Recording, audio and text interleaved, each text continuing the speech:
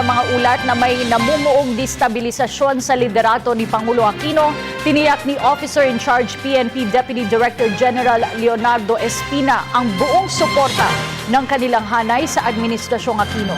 Ang detalye mula kay Alvin Baltazar via phone patch. Alvin?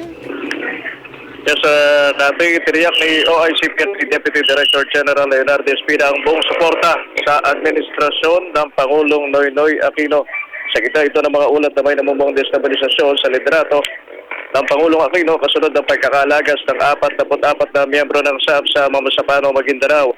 At ayon kay Espina, napaka-unfair naman kung may mga gayong alingas-ngas at hindi niya ito makatutulong sa kahit anong paraan.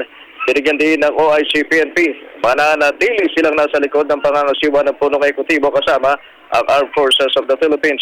Matatandaan bukod sa umunoy banta ng destabilisasyon, may grupo ring umihikayat sa mga tao na lumabas sa kalye bilang pamamaraan umano para mapaalis sa pwesto ang Pangulong Aquino. Ilang ulat din na lumabas na may namumuong demoralisasyon sa hanay ng PNP kasunod ng Mamasapano encounter. Cathy? Maraming salamat, Alvin Baltazar.